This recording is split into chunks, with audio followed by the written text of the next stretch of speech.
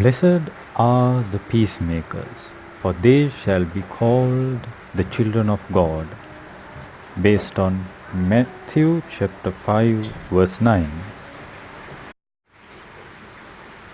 Peacemakers are heirs of God's inheritance because they are called the children of God. Does the word peacemaker conjure up pictures of mediators and negotiating teams at a table, trying to find the middle ground between two antagonistic groups? Not necessarily. Every day, each of us face hundreds of situations where we can either create peace or war. But exactly how easy is it to make peace? On most occasions, peace comes with an expensive price tag. Are we willing to bear the cost of peace? If we carefully consider the various situations where we fail to maintain peace, we would be able to see that we could have avoided conflict had we been prepared to pay the price for peace. Most often, this price is the cost of our prerogatives, the rights and entitlements that we have to forego in order to avoid an unpleasant situation or a breach of peace. Can we sacrifice our rights to maintain peace in a situation? Maybe we are wrongly accused. To speak out would be to claim our entitlement against defamation and slander, but we know that it would certainly give rise to an unpleasant situation. At such an instance, can we pay the price by being silent? If we can, we certainly will be crowned the children of God. Peace is a precious virtue for which God expects us to pay a worthy price. Nevertheless, there is one instance when peace takes the back seat. That is, when righteousness and purity are challenged.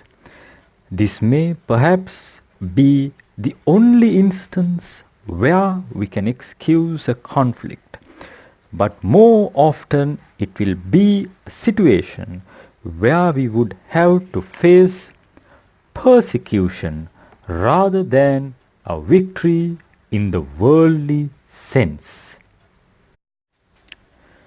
Perhaps it's just this warning that Jesus wants to sound when the very next beatitude says, "Blessed are those who are persecuted for righteousness' sake." When Jesus pronounces a blessing on you for being persecuted for the sake of righteousness, he clearly subordinates the goal for peace to the goal of righteousness.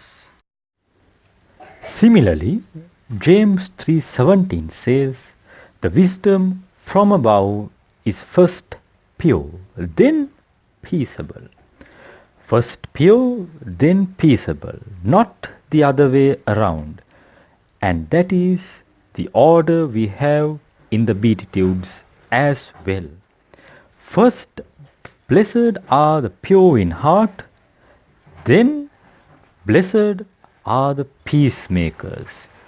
Purity takes precedence over peace. Purity is the basis of biblical peace, but purity should not be compromised in order to make peace.